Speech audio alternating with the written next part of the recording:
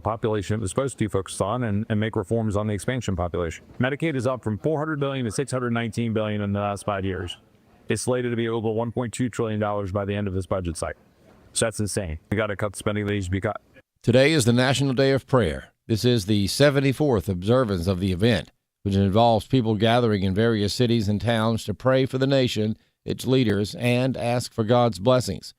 National Day of Prayer President Kathy Branzell offers advice on how you can find a gathering in your area. nationaldayofprayer.org, nationaldayofprayer.org, and they just click on the gathering finder and click on their state, and it will show them all the gatherings in their state so they can find which ones they want to attend. The number for first quarter GDP continues to have people talking, but not everyone is ready to panic. Chris Woodward has more. The number came in at negative 0.3%. MarketWatch thought we'd see a positive 0.4%. While revisions will come, it is the first time in 3 years that the GDP shrank, and analysts are blaming President Trump's tariffs. Consumer spending also slowed in the first quarter. Still, Dr. Parker Shepard of the Heritage Foundation is not concerned. This is not a cause for panic. For the people that don't follow what goes on with GDP, let me remind everyone what GDP is made of. We measure GDP by what it is spent on. So gross domestic product is the value of everything that we make in the United States, and that is spent on consumption, investment, government spending, and net exports. And the big story in today's GDP numbers were a surge of imports that came in advance of the tariffs that were set to take effect. The Nasdaq ended 14 points lower yesterday, but even with the GDP number, the Dow ended 141 points higher. The S&P finished up 8 points. Shepard adds that the Atlanta Fed is reading a 2.4% growth for a very early estimate of the second quarter. And finally, prepare for a rainy weekend ahead. Another day of strong storms and the potential for flooding over sections of the Plain States, the Mississippi, Ohio, and Tennessee River valleys today and tomorrow. We could see large hail, damaging winds, isolated tornadoes for a wide swath of the country. Tomorrow, the strong storms will reignite over the southern plains and looks like a wet day Saturday for the 151st Kentucky Derby in Louisville. It also looks like a wet, messy weekend along the East Coast, including the Northeast, as an area of low pressure lingers for several days and brings the chance for showers and heavy rain for the region. I'm Janice Dean, Fox News. More news online at afn.net and the AFN mobile app. I'm Rusty Pugh. Hello, my name is Andy Miller, and I'm the president of Wesley Biblical Seminary based in Ridgeland, Mississippi. We are developing trusted leaders for faithful churches, and we do that based in the authority of Scripture and in the reality that Christians can be transformed. We do that also through bachelor's, master's, and doctoral degrees. We'd love for you to learn more about Wesley Biblical Seminary at wbs.edu, where we're developing trusted leaders for faithful churches. Welcome to Today's Issues, offering a Christian response to the issues of the day. Here's your host, Tim Wildman, President of the American Family Association.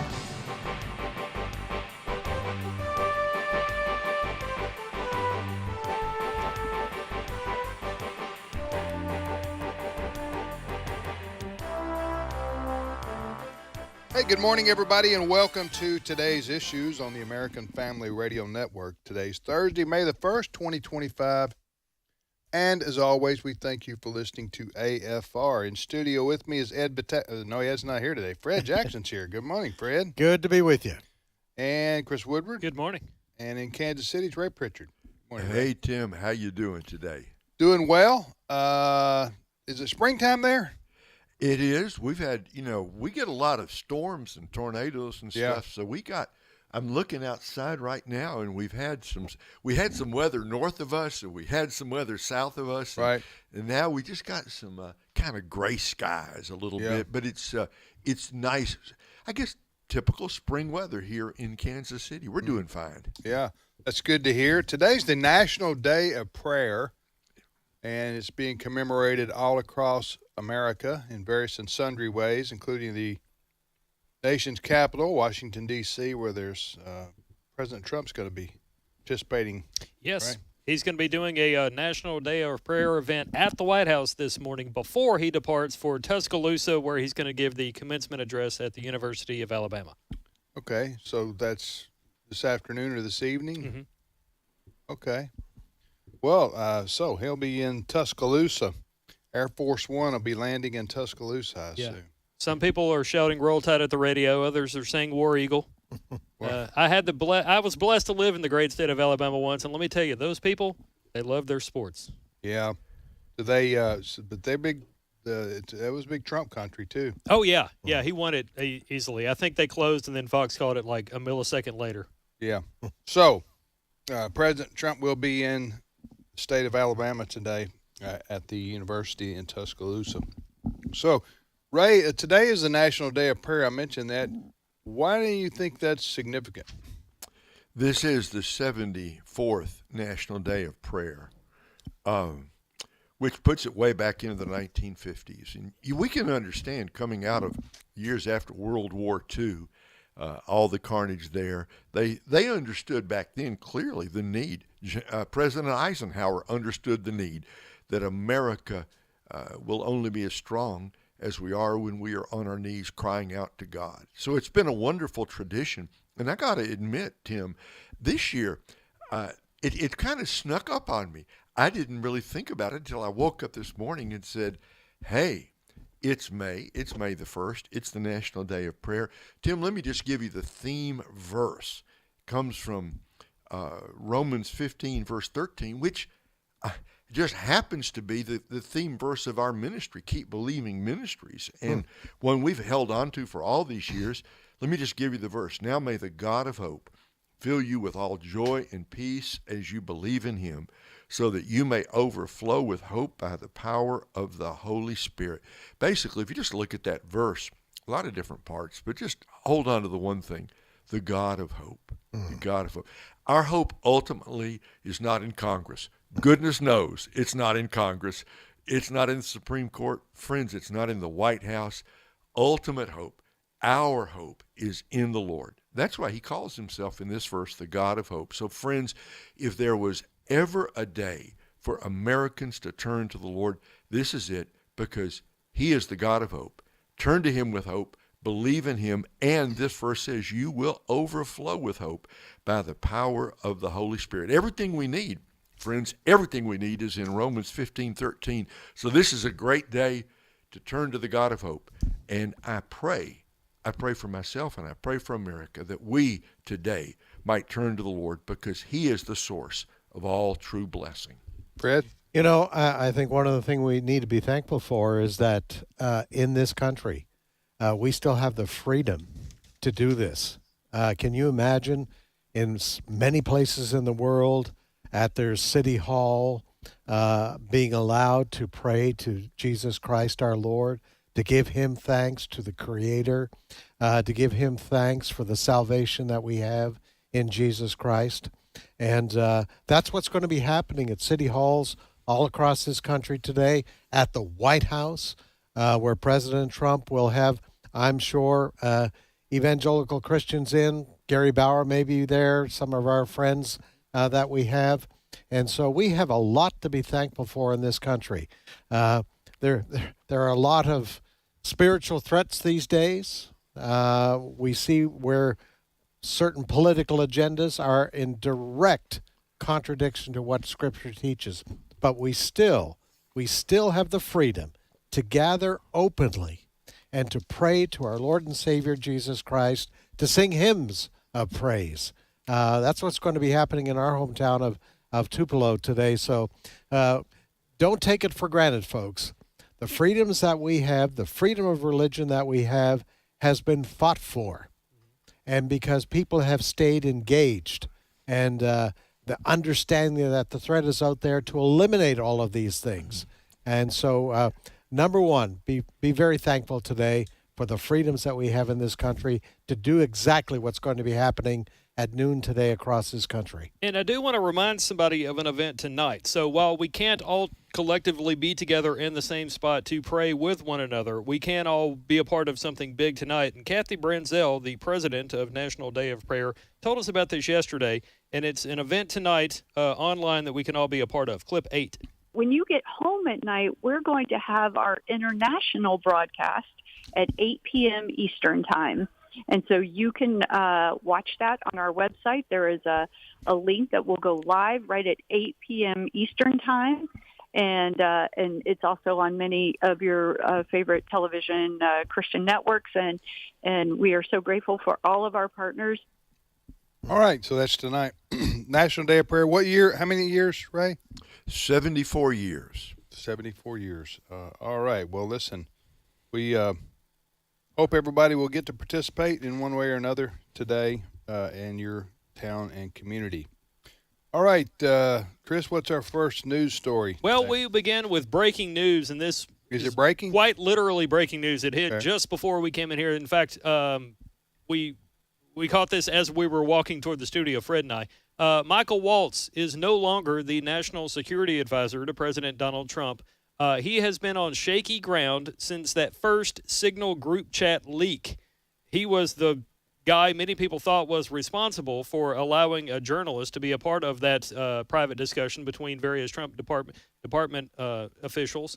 And he has since been one somebody didn't want in that position. So this morning, after an appearance on television, news broke that Michael Waltz is no longer the national security advisor for President Trump. I thought he had weathered that storm. I did too, because that had kind of gone away. And even when news outlets were reporting that Hegseth accidentally leaked information in a private Signal chat that included his wife and his brother and his attorney, Michael Waltz's name wasn't brought up except in discussions about the first one. Yeah, exactly. I thought, Pete Hegseth, the defense secretary, has kind of been in the crosshairs lately. The media has been on attack about this latest, apparently, leak. And I thought for sure. In fact, the president was asked about this the other day because there were reports that Pete Hegseth had been taken to the woodshed by the president. But the president once again said he has faith in Pete Hegseth, called him a bright young man who's doing good things at the Pentagon. And but for a while there, I thought Pete Hegseth was really on the outs.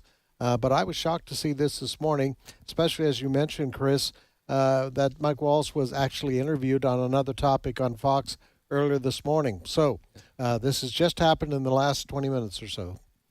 Well, he was a congressman from Florida. Yes. And they just replaced his seat. So they had the special election in Florida. That's when Matt Gaetz and Mike Waltz their successors were elected. Yes. So, yep. Anyway, well, he what was his role? National Security Advisor. Frequent guest on programs that air on AFR, including Well, that didn't last long. No. Nope. Yeah. It's kind of like coming in at work on a Friday and, putting in, clocking in, and all of a sudden the boss goes, "Hey, I need to see you." Yeah. That's what I envisioned. Yeah, well, anyway. Not that I ever want to go through that with you, Tim. I understand. Hey. I appreciate it. National Security Advisor Mike Waltz. So who announced this? Do we know? Well, Fox was the first one to break it, but Wolf Blitzer is on now. It's even the BBC's. It's news across the pond. That's a pretty big position, Ray, yes. in the administration. Somebody was going to have to pay the price for this, and Pete Hegseth, obviously, buck stops with him, right? But the president was nowhere near ready to let him go. So somebody was going to have to go and, I think Pete Hegseth's leadership there at the Defense Department, he's been off to a rough and rocky start.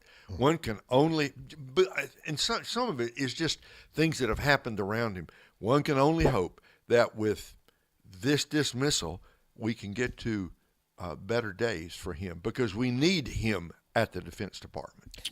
Well, you kind of knew when President Trump selected Pete Hegseth, he is young.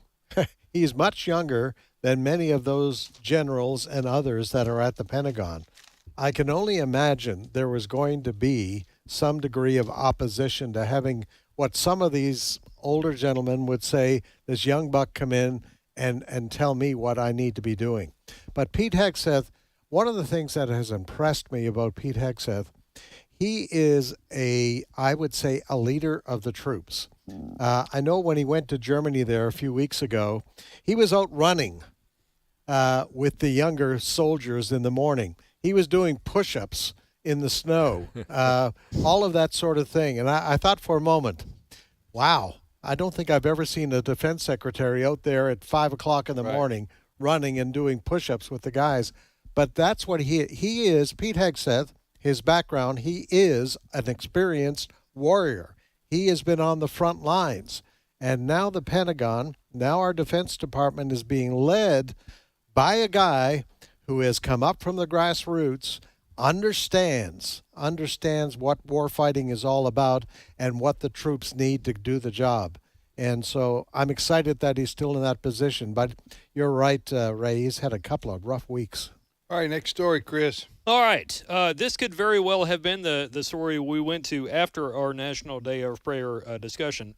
This morning, Stephen Miller, who works for President Donald Trump, came out and told reporters, he gave reporters the business, as we said in the newsroom. And I say that because Stephen Miller came out and talked about Kilmar Abrego Garcia. That's the MS-13 member that Democrats claim was denied due process when our government kicked him out of the country, saying he's an illegal immigrant and a gang member. But Stephen Miller came out and talked again about how Kilmar Abrego Garcia has a police record, and a whole bunch of other people that have been deported have arrest records and have done illegal things. And Stephen Miller went on to basically scold the media on national television. We had to cut this down, but we still have a little over a minute here. Clip 15. It is a sad reflection on the state of our media and many of the outlets represented in this room that you obsessively try to shill for this MS-13 terrorist. Well, no coverage occurred in your papers about any of the Americans that were raped and tortured and murdered by the illegals that Biden was importing into our country. You know, you talk about due process. The Biden administration made the decision to give extensive due process to 2 Tren de Aragua terrorists that were apprehended at the border.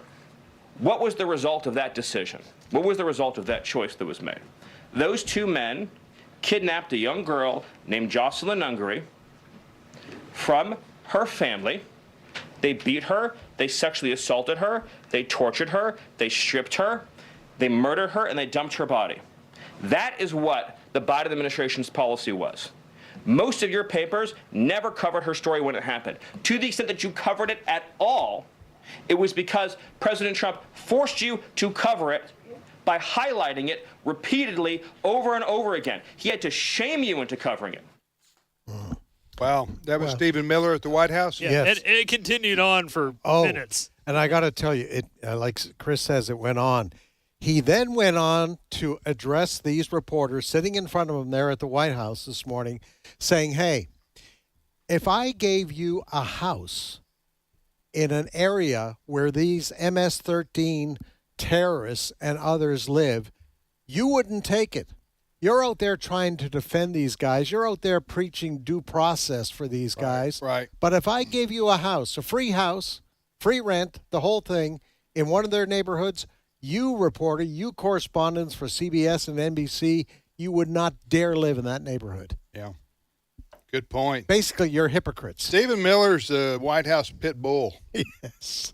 I mean, Yeah. that's what he is. Yeah. And so he's a hard-nosed, but very smart guy. Yes. And is one of the top policy guys for President Trump. President Trump's fortunate to have him around him. And he was with Trump the first time around. Yes. So he's And stayed with him through the last 4 years. yeah, he's kind of behind the scenes most of the time, but he is in charge.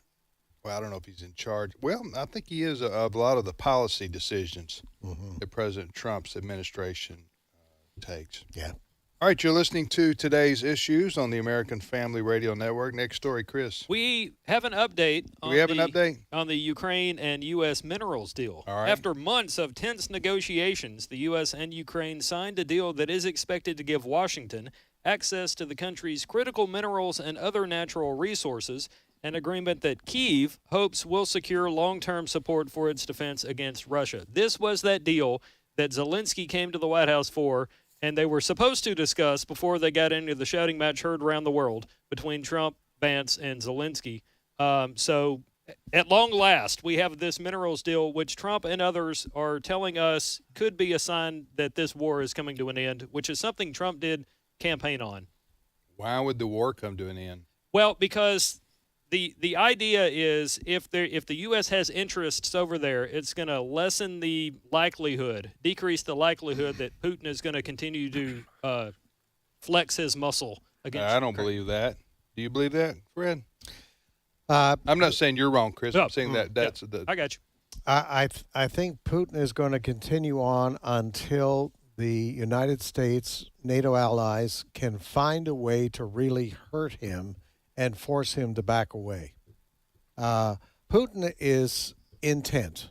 I believe he is intent in trying to reform a Soviet Union of types. And he is taking his stand. And that's why, that's why he's been playing hardball with Trump over the last 3 or 4 months. I think he pays him no attention. Some would say. There is a ceasefire that's coming up in the next week or so for 2 or 3 days for Putin to celebrate some historic event involving Russia. But that's it. It has nothing to do with the efforts that have been made for a real ceasefire in this horrible war. Ray, we mentioned before you've gone a couple times, you said? Right. To Ukraine? Right. And so you know some of the situation over there, and the Christians you fellowship with over there. I don't know I would imagine it's mostly Catholics over there. Is it evangelicals? Well, there's Catholics. There's a big Orthodox group, but the evangelical bloc is growing inside Ukraine. The people inside the country are just war weary. Yeah. This has gone on longer than they expected. Let's face it, Ukraine, and I've said this before, I'm very sympathetic to them in this conflict, but they can't win, right? There's no way that Ukraine literally defeats Russia, because Putin, he can lose 100,000 and he can send 250,000 more troops in if that's what he wants to do, right? We're sort of at a stalemate over there, where Russia is not going to send in 1 million troops to completely take over the country. Ukraine, I think the Ukrainian troops, with a lot of help from the West, have fought valiantly. I believe, if I had to cast my vote, Fred, I'm going to say within the next month or 2 or 3, I think there's going to be a peace over there, simply because Putin is unwilling to do what it would take to conquer all of Ukraine, and the Ukrainians can't win this war. So maybe, Tim, my view is, hey, I'm fine with this mineral deal. I hope it works out the way the president says it will. I think we're closer to an end to this terrible war. I think we're closer to the end now than we have been in a while. So I'm, cautiously optimistic that it's going to come to an end. Yeah, I think, and we don't have all the details of this deal that was announced this morning on this mineral deals, but I think part of it is going to be, I don't think Zelensky would go along with this unless he got a commitment from the United States to continue to arm the Ukrainians. And I think if there's something that's going to make Putin move a bit on this, is that, okay, the Americans are making a commitment for ongoing weapons revitalization of the arms that the Ukrainians need. So I think this is a signal to Putin by the United States, by the Trump administration, that we're in for the long game with Ukraine now, to arm them to fight this battle. I think Trump is hoping by making this deal and making that commitment to Ukraine that Putin will finally seriously come to a table and say, okay, let's talk peace. Okay, well, that'll be, we'll see. We'll see, I guess. I think, we all hope and pray that war ends. Yes. Because war is hell, as they say, and certainly has been for the Ukrainian people and probably a lot of you Russians who can't raise their hand and say I was against the war too. But you know, I would doubt seriously if the average Russian wanted to invade Ukraine if it meant losing, you know, I don't want hundreds of thousands of their own men in this war, and boys, some of them. And Putin's also got North Korean soldiers over there.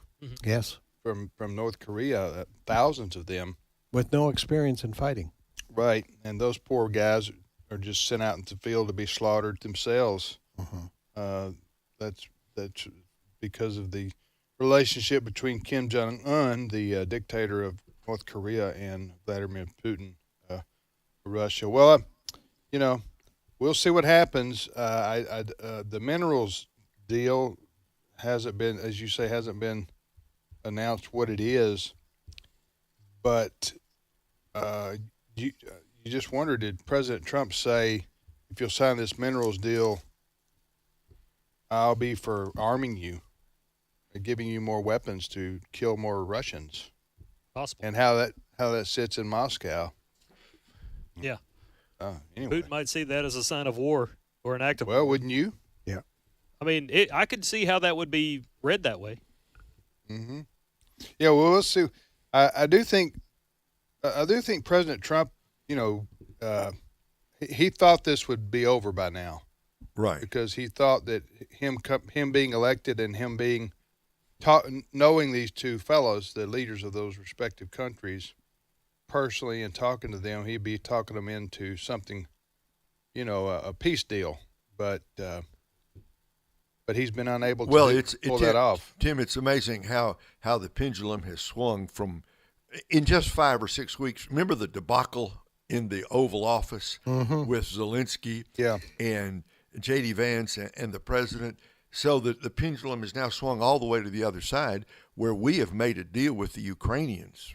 And that puts the U.S., I'm not saying we're siding with the Ukrainians, but I'm pretty sure that's how the Russians are going to see it. Yes. So I certainly hope this pushes both sides to the peace table. Yes.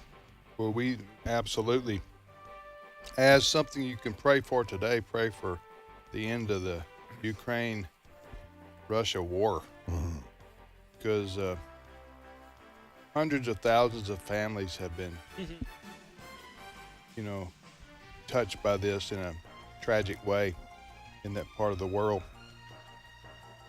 All right, we'll take a short time out right here. We'll talk to James Lambert when we get back. He's got a book called More Amazing Stories of Divine Intervention. And then we'll also cover some more of the news of the day. Stay with us.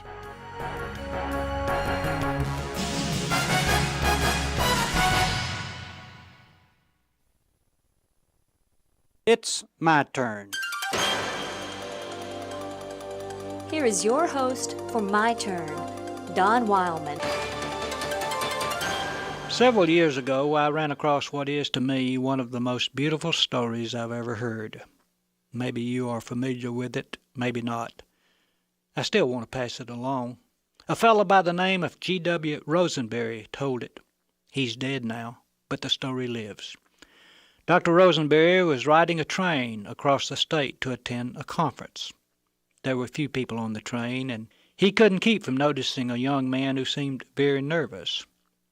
Everyone seemed to notice how restless and tense he was. He'd take a seat, sit for a moment, get up, and move. Finally, Dr. Rosenberry went over to where the young man was, sat down beside him, and spoke. "Do you have trouble, son? Is something bothering you? I would certainly like to be of help if I can." The young man looked at Dr. Rosenberry for a moment and then spoke. "Well, I don't mind telling you," he said. "Do you know where Springvale is?" Dr. Rosenberry answered, "Isn't it the next stop?" The young man spoke again. "Yes, sir. We'll be there in a few moments. That's my home. I lived there until 3 years ago. My mother and father live there still. But 3 years ago I had a quarrel with my father. I told him he'd never see me again. I packed my bags and left. It's been hard during the past 3 years. Many times I've wanted to go back. I wrote Mother often. I wrote her last week and told her I'd be passing through. I told her I'd like to stop for a moment if it was all right with Daddy. I told her that if Daddy said it was all right for them to hang something white outside the house, and I could see it when the train passed. I told her not to do it unless Daddy agreed. She'd do it anyway, you know. Well, there was a period of quietness. The boy looked out the window. Then the terrain became familiar. The train was nearing the house where his parents lived. He spoke to Dr. Rosenberry excitedly. "Mister, would you look for me? It's the next house, just around this bend. I just can't look. If there isn't something white, I just can't look." Well, the train slowed for the curve and jerked a bit, stopping for the water tank. Nearly forgetting everything, Dr. Rosenberry just about shouted, "Look, son, look!" The little farmhouse was there amid the trees, but you could hardly see it for the white. The parents had taken everything white they could get their hands on and hung it out on the hillside. Every sheet, bedspread, towel, sock, handkerchief, everything white they could find was hung on that hillside. The boy became very nervous and pale. His fingers gripped the cheap suitcase. He was out of the car before it had completely stopped. The last the passengers saw of him, he was running up the hill to his home as fast as his feet would carry him. It's an ageless story. Remember how he told it? But while he was yet at a distance, his father saw him and had compassion, and ran and embraced him and kissed him. The white sheets are still out, and so many need to come home. This has been My Turn with Don Wildman, a production of the American Family Association. Don't let anyone look down on you because of your youth, but set an example for the believers in speech, in conduct, in love, in faith, and in purity. 1 Timothy 4:12.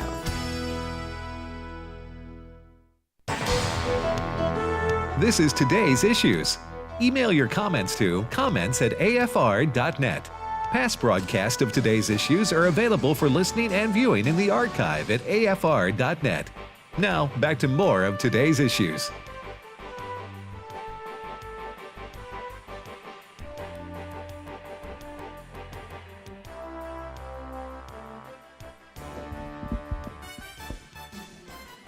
All right, welcome back, everybody, to Today's Issues on the American Family Radio Network on this National Day of Prayer. Thank you for listening to AFR. I'm Tim with Fred, Chris, and Ray. And, hey, Ray, just real quickly, when you were over in Ukraine, why were you over there, and when was this? This was before the war, several years before the war. I was over there twice. Marlene and I were there, middle of the winter, teaching the Bible at Word of Life Bible Institute just outside Kyiv. Beautiful, beautiful country. Some of the best students I've ever taught. And first time we were there, I think, 1 year, and then maybe the next year we were back again. I know we've been there twice. Deeply impressed with the spirituality, the commitment. Ukraine's been through a lot. Over the centuries, been through a lot, and I was deeply moved by the rugged faith of the Ukrainian evangelical Christians. Now, and I'm going to ask a couple questions. We're waiting on our guest here. That there is a language, Ukrainian language, right? There is, and it's close to Russian, but it is not identical with Russian. So that, and the further east you go in Ukraine, which puts you over near the Russian border, further east you go, the more native Russians you'll find, the more people speak Russian. And they told us the further west you go, Kyiv, and further west over toward Hungary and over toward Austria, on that side, it's all Ukrainian. So most Ukrainians, in fact, the ones we met, they could speak Ukrainian, they could speak Russian as well. Now, what are they most known for, the Ukraine? Hey, it's the breadbasket of Europe. Okay. Some of the best soil in all of Europe. So the farming industry. Okay. Kind of like a Central Valley in California. Very similar. Very similar. Gotcha. Yeah. And well, that's just there's there's a lot known about Russia and Russia's history and the Russian people, but there's not just a lot of known. I don't think most Americans are familiar too much with the Ukrainians as we are with the Russians. And they trace their own history back, well, a good 1,000 years and maybe more than 1,000 years. Yeah. And so they've been obviously been closely related to Russia, right, across the generations and across the centuries. But make no mistake, the Ukrainians have their own sense of national origin and destiny. But they were under Russian control during the Soviet Union days, right? Absolutely, yes. They were one of the satellite countries. That's right. Of the former Soviet Union. All right, you're listening to today's issues on American Family Radio. James Lambert is with us now. James is from California, although I think he's traveling in the South right now, and he's been on with us before about a couple of his books. And James, good morning to you. Good morning, Tim. Thanks for having me on. Well, thank you. Where are you today? I'm in Little Rock. I'm about ready to go on a plane back to San Diego. I've been sharing Christ for 3.5 days here at 4 colleges in the state of Arkansas. Now, you've been traveling around the country for how many years doing this? About 7+ years. How many colleges and university campuses? About 94. Now, actually, it's a little bit more than that, but it's quite a few. How do you do that? What do you do? Well, what I've learned by firsthand experience that most public schools, the vast majority of them, have a free speech area near their food court and or their student union where you can share the gospel. I have signage that I put up. I pass out tracts. I passed out over 43,000 tracts. And I can talk to kids if they aren't in a hurry. That's part of it is that, they're in between classes or they're coming out from having food, going to a class. So the timing has something to do with it, too. What's your favorite track? I use, and primarily, my favorite track is the one that helped me get saved, but that's not the one I pass out. And that was a Cru or Campus Crusade track about coming to Christ. But but the one that I use the most now are the comic book tracks because those are very popular among young people. And they have a variety of topics, about the empty tomb is one. There's one about a God who loves you. The only hope. There's dozens of varieties of tracks. There's some. Yeah. So when you go to these, when you go to these college campuses, I'm just curious about this because not very many people want to go out and engage the public by themselves like you do and have people shout at you and yell at you and tell you to shut up and all the other things that you do. And I'm sure you have a lot of rewarding conversations as well with college students. But what's the number one question or objection you get when you go out and do these? Or do you just go to a public forum and just start? What do you have, a megaphone, or you just start yelling, or how do you do that? No, I go one-on-one to people. Okay. One-on-one, and I found out that it's more popular if I go to someone that's by themselves instead of a group of, 3 or 4, because they're, one of those or a quarter of them might not have any interest in the gospel. But one thing that's wonderful, about 1.5 years ago or plus 1.5 to 2 years ago, I was in your state, and a lot of the kids were saved. It was mind-blowing to me. A lot of the kids confessed to being Christians, but what they didn't do and what they weren't aware of is the fact that it's really important for them to share the gospel with their friends. And so, you know, and I found that to be a little bit true in this state, too, of Arkansas. A lot more Christians than other areas around the country. But the goal is to hit all 50 states, and I've been in at least 44 states, and I'm planning on hitting the rest in the next few years. How old are you? In addition, I just turned 75. Okay. Well, so go ahead. But it's important for me. The reason, Tim, that this whole the need for me to go out is God had the grace of touching my life when I was in college during my junior year. And what happened there was a dramatic change in my life where I committed my life to God, and he totally changed it. I was in a dormitory at Linfield College where, unfortunately, and this is in Oregon, there were a lot of kids doing drugs at that time, and I was one of them. And God totally took me off of that and changed my life dramatically. And that endeared me to go back to colleges after I retired from the lending and the banking industry. And it totally dramatically changed my life. So I have a compassion for going to colleges. And in addition to that, Tim, I've had the privilege of sharing on a number of websites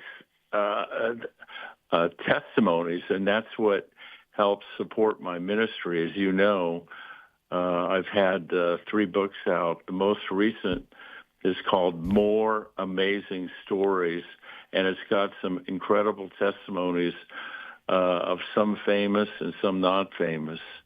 And I appreciate you endorsing it. Absolutely. We're talking to James Lambert. He's from California. He's traveling right now. He's in Arkansas. He's trying to hit as many college campuses as he can around America. While he has the health to do so and the finances, he funds his own trips, and he goes and he shares the gospel of Jesus Christ with as many students as he can. Why? Because he was saved, as he said, when he was in college in the 70s, I guess it was. So, yeah. And a lot of drug use at the University of Oregon. Was it University of Oregon or just another school there? No, it was just this basically this. It was sort of in different areas of this college. It wasn't the whole college. Okay. Because it hadn't, but it still was a factor as it is today. And a lot of people need to understand that, at least in California, where I come from, if you go into a lot of churches, most of the people in the congregation are 50 and older. And that's why it's so important for us to reach out to the younger kids. All right, tell us about this new book you've got out, More Amazing Stories of Divine Intervention, and tell us about it. Yeah, it's been endorsed by Pat Boone. I have 3 people that witnessed Rock Hudson giving his life to Christ 48 hours before he died. And he was one of the first celebrities to have HIV, so people know that he was living a not a good lifestyle, but God touched his life towards the very end of his life. And there's a dramatic story about Dwight Eisenhower in there and about how God touched him that few people know. And he was responsible for putting "In God We Trust" on, dollar bills and coins. That was made into legislation where they started doing that. The Federal Reserve did. And who else? In addition, go ahead. Who else did you have? Do you have stories on? Mickey Rooney had a really messed up life. He was a fairly famous actor in the 30s, 40s, and 50s, and even beyond that. and he had what he called an angelic encounter, because he tried to confirm that this person that witnessed to him that claimed that they were working there and they weren't. And this is during the last 5 to 10 years of his life. And what happened is he got so enthusiastic about the Lord that he went on to television interviews about 12 years ago and started sharing how important it is for a person to have God in their life. And this is from a very secular person who went through 8 marriages. In addition to that, there's a great story about, a lot of people might remember the television show called The Brady Bunch. Mm-hmm. And there was an actress there. Her name was Ann Davis, who was the maid. And she has a pretty dramatic testimony about how God touched her life. In addition to that, I don't know if you're aware of this, but during the early 70s, late 60s, the song "Oh Happy Days" was one of the best-selling gospel song of all times. And one of the members of the Edwin Hawkins Centers is in there. And he went to my college, and his testimony is pretty amazing, because when that song was originally produced and introduced, he really wasn't fully committed to Christ, and God, over a period of time, changed his life. And then there's a rock star in it, in addition to a variety of people who God touched, and it's obviously demonstrated in their testimonies. And the reason I write testimonial books like I did the previously one, which feature people like Steve McQueen and Ronald Reagan and other people, is that testimonies are a great way of sharing your faith with other people. And you can give this book to a friend or a relative, and it'll be people will be touched by it, just like the actress Barbara Feldon from the TV show called Get Smart. God can touch anyone if they're open to the gospel. Absolutely. You're talking about names that all baby boomers are familiar with, maybe not people under 50, but certainly my age, 62, and probably 55 up, you're probably going to be very familiar with these names. Rock Hudson, Mickey Rooney. You're talking about major Hollywood stars there, and Steve McQueen. And didn't you have a story about Mickey Mantle, too? Yes. Yeah, I got, in fact, Bobby Richardson, who was a star in the 1960 World Series for the Yankees, contacted me and got this new book. And he was the one that gave me the testimony on Mickey Mantle, who got saved just 2 weeks before he died. He had extreme problems with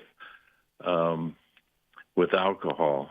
Yeah. And God touched his life, and God can touch anyone.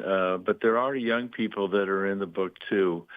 The thing that's important to remember is, as believers, it's sort of our mission to reach out to the lost. And it really needs to be done in this country because we need a revival. And I think that everyone will admit that will help change our country for the better. And, Absolutely. We're talking to James Lambert, author of More Amazing Stories of Divine Intervention. Wasn't the first book Amazing Stories of Divine Intervention? No, 16 amazing stories. Okay. And then the book that came out before that, in the late 90s, was a book that your dear father endorsed. And from that book, it was an expose of the porn industry. From that book, I got 3 death threats. And what's amazing is the LA Times actually closed down the advertising for the porn industry for a number of months because of the publicity that book got. Yep. So there's some wonderful things that your organization does, and that's promote people that want to reach out to the lost. And most believers realize that that's really important. And God has made it clear to me it's important to him. So that's why I ask people if they could call my 800 number and quickly leave your phone number, and I'll be happy to call you back and get the book, because that sale of the book helps me in doing what I do. You do your own. Going around. You're the sales department? Yeah. Are you serious? You serious, Clark? People can go online and order the book, right? Yeah. In fact, I have a website, jameslambert.com. All right, go there, people. Don't ring James's phone off the hook at 1-800-JAMES-LAMBERT. So give us a website slowly. No, it's not 1-800-JAMES-LAMBERT. I know. It's a website called jameslambert.com. You can find out a little bit about myself, but also about my new book. James L. Lambert, LAMBERT.com. Right? Yeah, and they can also, and I prefer them to call my 800 number, because I'll be happy to get back to them, because just like last night I shared at a wonderful church in the city of Conway, Arkansas. Yeah. And they were very delightful in letting me speak there. It's Woodland Heights Baptist Church. And it was just a good experience. And I like to encourage people to share with their friends and relatives, because it's important not to give up. I found that with some situations in my life where I've been witnessing to people for several decades, that eventually they decide that it's a good decision to make your commitment to make Jesus Christ your Lord and Savior. Okay, what's your 1-800 number, and then we'll let you go here. 1-800-656-8603. 1-800. Okay.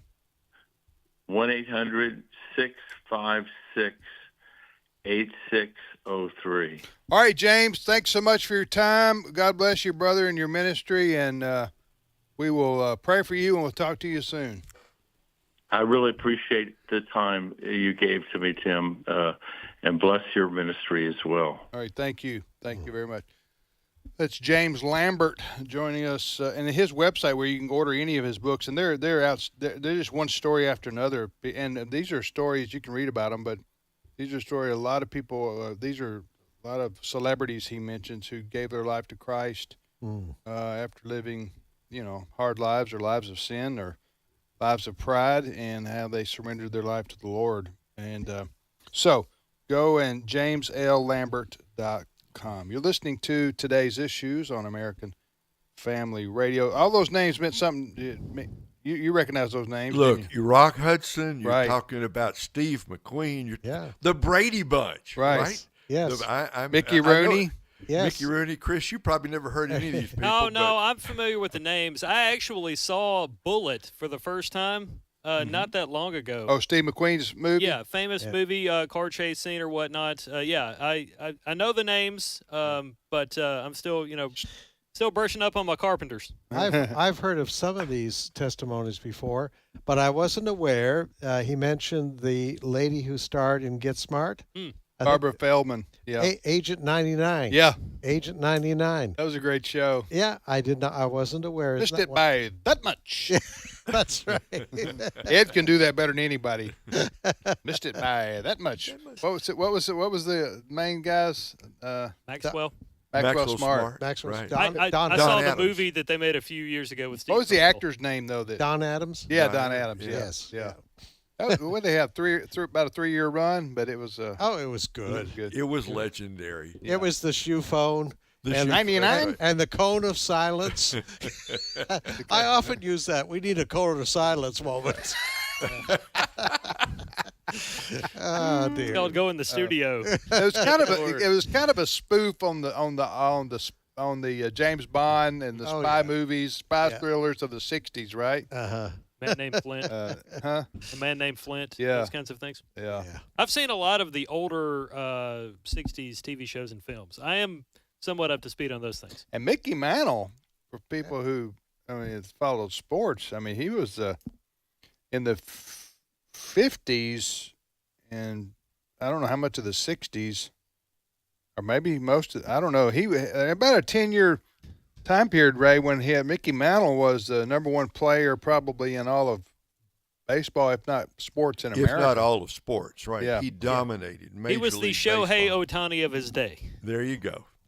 But he was, the Oklahoma kid, right? He was from Oklahoma, and he played Major League Baseball for years for the famed New York Yankees teams, who won World Series after World Series, and he followed Joe DiMaggio as the center fielder for the New York Yankees. Yeah. So it was interesting to talk to James too. A reoccurring theme was how many of these well-knowns accepted Christ in the last few years of their life, last few months of their lives.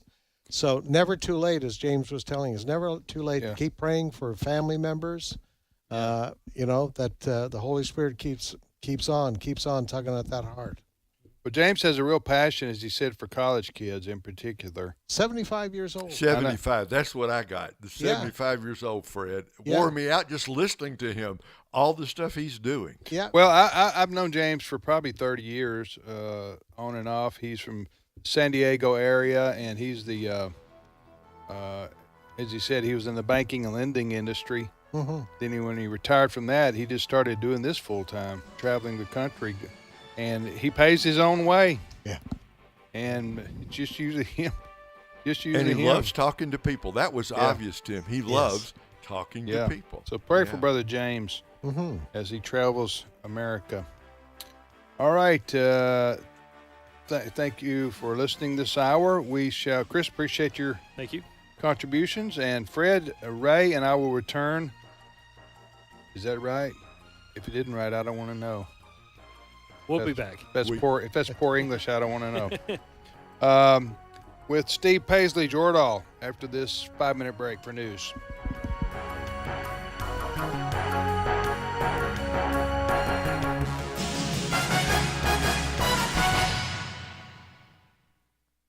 The views and opinions expressed in this broadcast may not necessarily reflect those of the American Family Association or American Family Radio.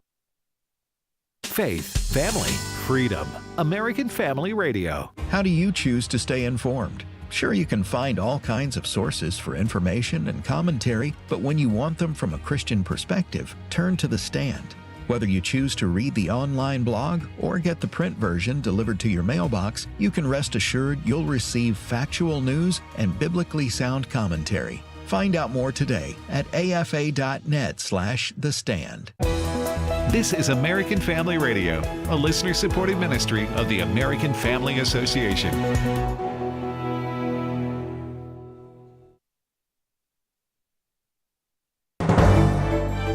American Family News, I'm Rusty Pugh. Fox News is reporting that Trump administration National Security Advisor Mike Waltz and other staffers are out at the National Security Council. Fox News confirmed Waltz and his deputy, Alex Wong, were fired today. Sources said additional staffers removed from the office will likely be announced, and President Donald Trump is expected to speak publicly about the matter. State Department spokeswoman Tammy Bruce says President Trump will make this seamless.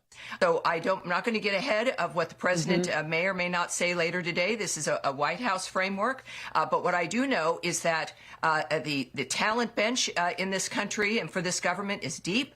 And that, of course, this also is every day we see in this 100th day anniversary week, if you will, that the president is engaged in every aspect of the country. And the choices he makes moving forward will be, as usual, excellent and will be in the best interest of the American people. The White House holding a press conference today, just a few days after President Trump's 100th day in office. White House Deputy Chief of Staff Stephen Miller says the administration is continuing to investigate several universities nationwide for violating the Supreme Court in regards to affirmative action. Universities across this country are in plain and direct violation of the Supreme Court's ruling that affirmative action, as in racial quotas and set-asides, are illegal. Students must be admitted to universities on a color-blind basis. Miller also reiterating President Trump's commitment to ending DEI hiring and recruitment policies across the federal level. When you hire, retain, and recruit based on merit, as President Trump has directed, you advance innovation, you advance growth, you advance investment, you advance job creation, you create the best and safest product for all Americans. The father of a Texas teenager who was killed by an illegal alien in 2014 is demanding justice. Chris Odette speaking with Fox News about how he fought for his late daughter, Krisha, and how the Trump administration is now fighting for him.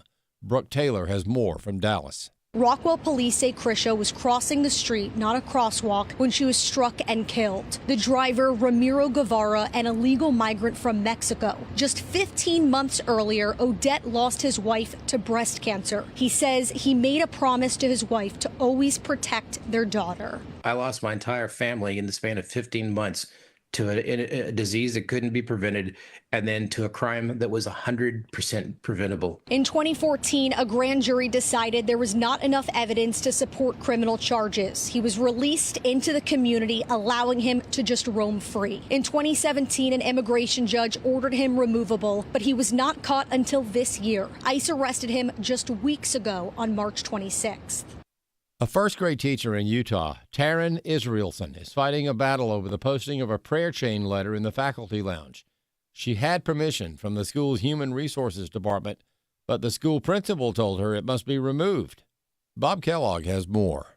Keisha Russell of First Liberty, who is representing Taryn, says Human Resources has it right, and the principal of J.R. Smith Elementary is guilty of viewpoint discrimination by asking Israelson to remove the prayer chain.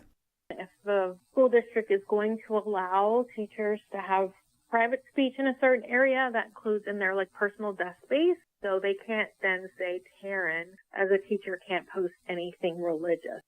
Russell points out that while this case is in Heber City, Utah, this is a problem that is widespread in schools nationwide.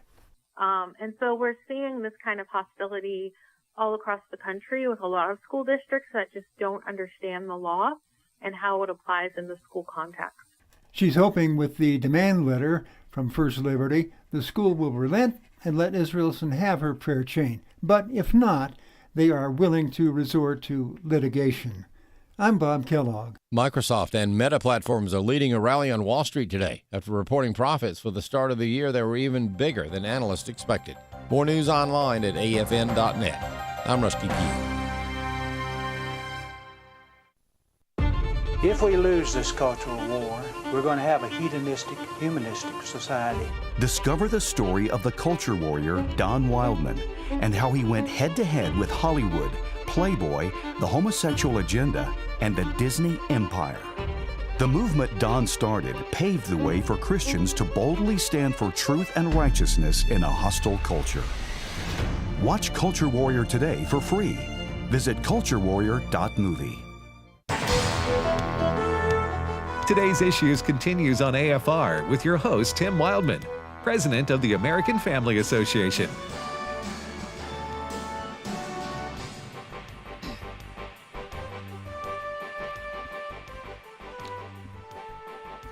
Hey, welcome back, everybody, to today's Issues on the American Family Radio Network. Thanks for listening to AFR. Tim with Fred Jackson and Ray Pritchard And then with us now in studio is Steve Paisley Jordahl. Good morning, Steve. Hey, everybody. Hey, wanted to remind everybody today is the National Day of Prayer. So participate in your community. And if you know of an event that's taking place, I know here in Tupelo we're having a Meet at City Hall event at noon, starts at noon. So 1 hour from now, 55 minutes from now, we will be having our community National Day of Prayer service, and that's happening all across America. And the White House. Right now in Washington, the president, of course, it's noon in Washington, and there is a ceremony right now at the Rose Garden at the White House. So President Trump is speaking there. Has anybody seen what Joe Biden and Kamala Harris are doing for National Day of Prayer? I don't know. Maybe they're holding an event somewhere else. I'm sorry. Yeah. That was uncalled for. Yeah. All right, Chris, Steve, what do you got? I didn't know what to say there. It was uncalled for, but it was. Anyway, go ahead. All right. Go ahead. So yesterday at the Supreme Court, we heard arguments over a charter school case. Oklahoma wants to establish the country's first religious charter school. It's basically a Catholic school that has as one of its missions to propagate the Catholic faith to its students, and so they want to become a charter school. This case, whether it's First Amendment compliant, is at the Supreme Court. Amy Coney Barrett recused herself from the case, so there's only 8 justices hearing the case. It looks like it's going to hinge on Justice Roberts, whatever Chief Justice Roberts does. They are now they're broadcasting audio from the Supreme Court cases when they heard an argument. We picked up a little bit of it. This happened yesterday, cut 1. You can't treat religious people and religious institutions and religious speech as second class in the United States. The essence of the Establishment Clause was we're not going to pay religious leaders to teach their religion. So, it's an interesting case because the governor of Oklahoma is all in favor of this school, whereas, and he's a Republican, the Republican Attorney General is opposed to this. There is concern that this sets a precedent. Remember, and we've talked about this before, a charter school is fully funded by public taxpayers' money. It's a public school, but it gets funding. It's fully funded, as I say, by the government. This is different from vouchers. This is different, right. All of that sort of thing. So, in Michigan, if this applied to Michigan, you could pay for a Muslim school. That's right. That's right. So some people are a little bit concerned about that. What kind of precedent this would set? What do you think, Steve? Well, I think it's a valid concern. I'm a little familiar with charter schools. For those who don't know, charter schools are public schools that have their own school board. They're not don't have the same school board as the regular public schools, and they usually are targeted. They're better academically too. Well, they target something. So you might have a STEM school, an arts charter school, and this one wants to be a Catholic charter school.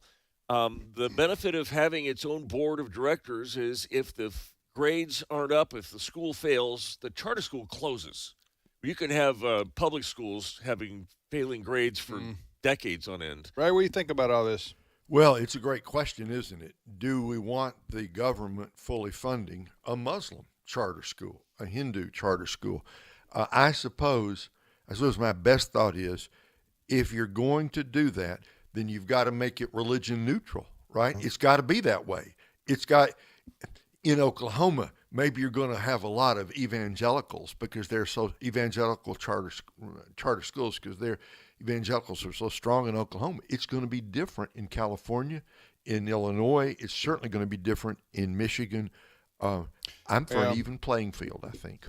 Yeah, I lean more toward the school choice, the vouchers, those kinds of things where there isn't a direct funding of a Christian school. I think, and I'm just speaking out loud here, and I will, pardon me, I will confess I haven't fully thought this through. So I may change my mind tomorrow if I think about it more.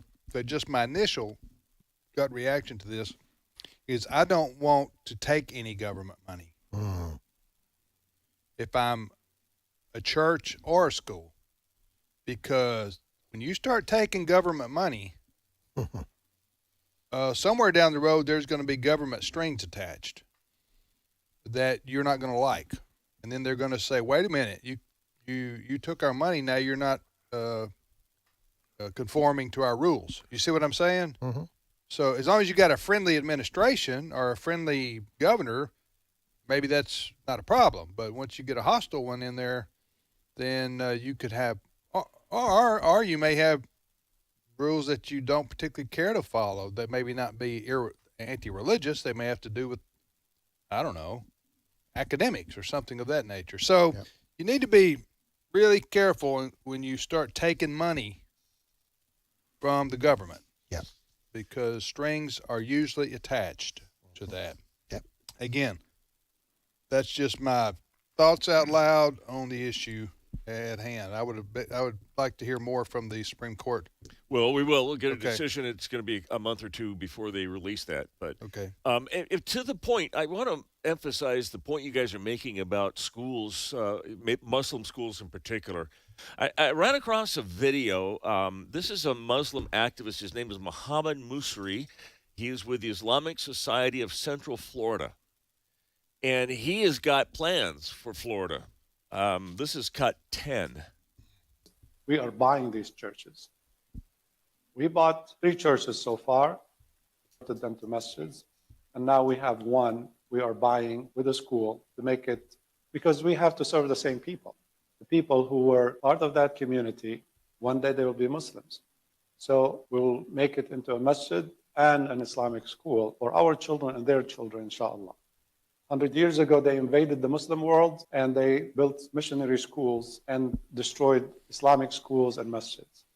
Today, we bring the favor back, turn their churches into masjids and their schools into Islamic schools. Bring the light of Islam to here. We're able to buy ready to go institutions that have been there for a long time, but they emptied out. And now it is time to be filled with Muslims, with reverts, converts. I ask Allah subhanahu wa ta'ala to give Islam the victory in this country. When he says mushka, that's mosque, his word for mosque. They're buying churches that have been kind of dead or dying out. They're buying those buildings and they're turning them into mosques. This is the feeling. This is what Muslims believe. Once they own a piece of property, it is Muslim property forever. Christians or whatever can take it back. But if they were to claim Florida or a mosque in Florida, it is going to be, according to them, Muslim for life. There's a great article from Daniel Davidson, who's an editor at The Federalist, and it's mass immigration without assimilation is a recipe for national suicide. He says, if we don't insist on the total assimilation and Americanization of our immigrants, we'll cease to be America and become something else. It's happening in Britain, where almost all of the major cities, including London, have Muslim mayors, and it's Muslim. Great Britain is on the verge of becoming something completely different than it ever was. All right, next story. You mentioned it's National Day of Prayer, and we've got some audio from Mr. Trump, and when President Trump, when Brent says it's loaded, I'd like to hear what he had to say for the National Day of Prayer. So let me put that on hold. Fred, I wanted to ask you, what's loaded? Well, when we put the get the soundbite is being put into the system. And I just want to make sure people understand we're using radio inside. Sorry about that. Inside radio lingo to describe something. We're loaded means we are when it's ready, and it's ready. Okay, so we're going to play some remarks from President Trump. Yes, we are today. And thank you, Chris Woodward, for grabbing this. All right, go. We're bringing back religion in our country, and we're bringing it back quickly and strongly.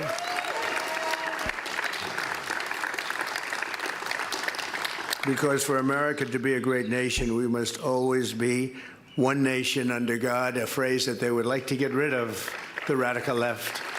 But, Ben, I don't think we're going to let them get rid of that, right?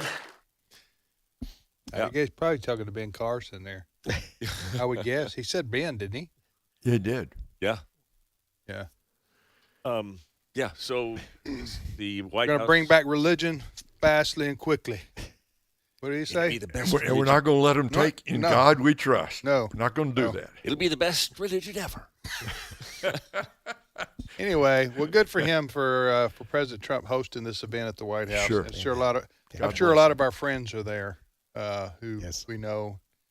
And so President Trump has been very friendly to the Christian community and particularly the evangelical community in America. And so we are appreciative of that. All right, next story. This one, it pains me a little bit to talk about because I always hate it when it looks like the left has a victory. And Tesla is looking for a new CEO. Elon Musk is out at Tesla. That happened this morning? That happened today or late last night. Do you know how this works? They have to vote him out as CEO? The board. The board they have a board? Yeah, they have a board of directors that has asked him to step down. Now, the reason is... Wait a minute. Ask him to step down, giving him a chance to step down without firing him? I don't know the answer to that. I could look that up. But you said he was out. Yes. So he's out means he either was fired or he withdrew he stepped down. He's voluntarily stepped down. Right. That's what I'm looking up. Okay. That's a big deal. Yeah. Because that's his baby. It's hard to believe that could happen, but there's been so much controversy. And wow. Motor Trend is reporting, magazine is reporting that Tesla CEO Elon Musk has very publicly assumed the controversial role in President Trump's administration with Doge. The Wall Street Journal released a bombshell report saying that it's the political pushback is giving Tesla's board some reservations, and that they have begun approaching executive recruitment firms to identify potential successors to Elon Musk. So I suppose, and this is dated 2 hours ago. So yeah, out maybe premature, but he is heading to the door. Yeah. And obviously, when your brand has become as a touchstone politically as Tesla has become, this is a business move. Well, okay, so early Thursday morning, I'm reading Yahoo Finance. Early Thursday morning, Tesla chair Robin Denholm denied a stunning report from the Wall Street Journal saying that Tesla's board of directors were looking for CEO Elon Musk's replacement. Well, there you go. Mm-hmm. So he's not out. No. Okay. Despite AFR reporting he was out. No, 5 minutes ago. Steve. Wait a minute. He's not out. Is he out? No, he's not out. Now, Steve, it may yet happen. He may get, but he's not out as of right this minute. No. Right. No. So, anyway, this is what Tesla said earlier today. There was a media report erroneously claiming that Tesla's board had contacted a recruitment firms to initiate a CEO search for the company. This is absolutely false. The CEO of Tesla is Elon Musk, and the board is highly confident in his ability to continue executing on the exciting growth plan ahead. End of quote. So the news story here is that Elon Musk is firmly ensconced at the moment at Tesla. Yes. Well, yeah, I think he founded the company, didn't he? I mean, this is his. This is his, baby. And it would be sad if he was pushed up. Yeah. Because he's doing a good thing. Right. He's doing a good thing. And, I know. And it would be a victory for the left. I know. If that company forced him out. Right. So I'm glad the story is false. Yeah. That we saw from Wall Street. If I had the money, I'd buy a Tesla, but I've driven one.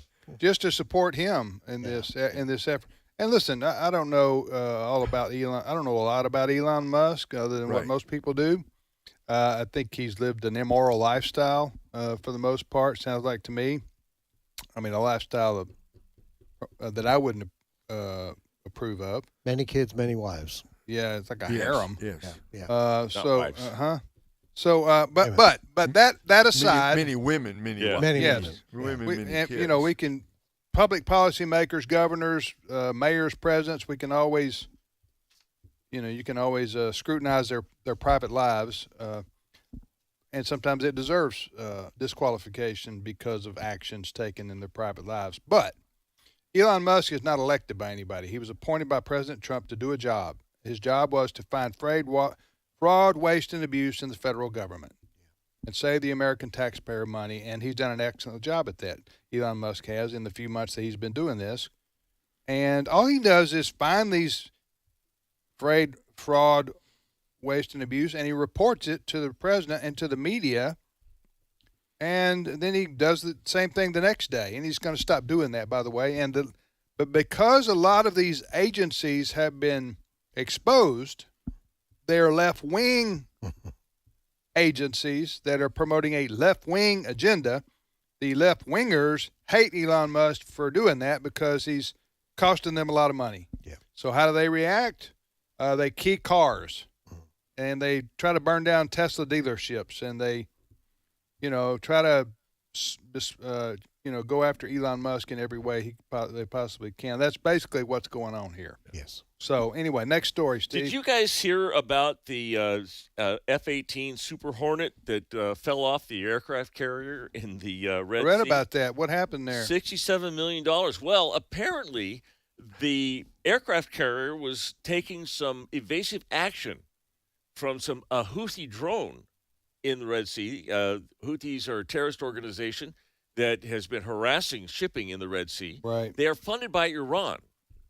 And Pete Hegseth, we believe because of this accident, losing this $67 million plane, has given a warning to Iran. This is what he posted on X. We see your lethal support to the Houthis, talking to Iran. We know exactly what you're doing. You know very well what the U.S. military is capable of, and you were warned. You will pay the consequence at the time and place of our choosing.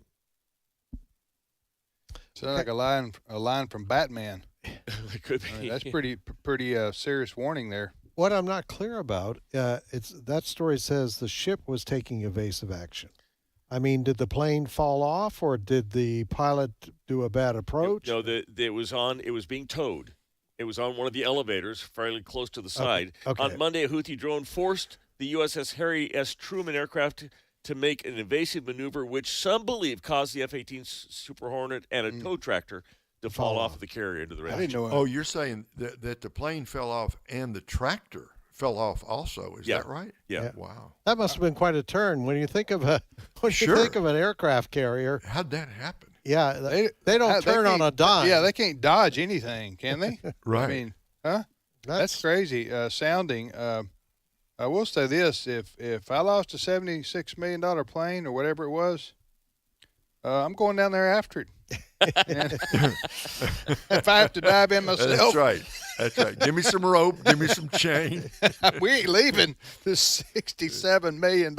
Crank up the winch, Right. boys, because we're going to bring that We're thing gonna back. go down. Bring it up, dry it out, get it up there. We need to get a That's country right. boy in here and get a winch. That's right. get a couple of Ford pickups there. Yeah, get a winch or two and get that plane back up, because if it's 60, who's going to call the boss and tell him 60?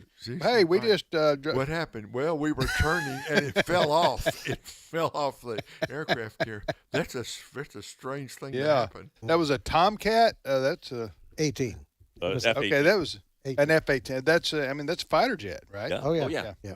Well, I guess about all of them are on the Super Hornet is what it's on an aircraft carrier. It's named. Super Hornet. The Super okay. Hornet. All right, we got a few minutes left. What do you got, Steve? All right, yeah, you Thanks. guys ever appreciate CNN when they put I on love CNN. Scott Jennings? I appreciate him a lot. Have you heard Scott Jennings though defending Oh, yeah. conservative principles on It's CNN? very good. Yeah. We love How him. He's they great. how they continue to have him on their air is a mystery to many people. He is staunchly conservative and often makes fools of the panel that he's on. But he is now mulling a run for Senate to replace retiring Kentucky Senator Mitch McConnell. He's waiting, according to Yahoo.com, for a nod from President Trump. He says, if President Trump gives me the nod, I'm running. If he doesn't, I will support whoever President Trump wants to run in Mitch McConnell's spot. But when is Mitch McConnell's term end? It would be at the next year. 26. Retire next year, yeah. 26?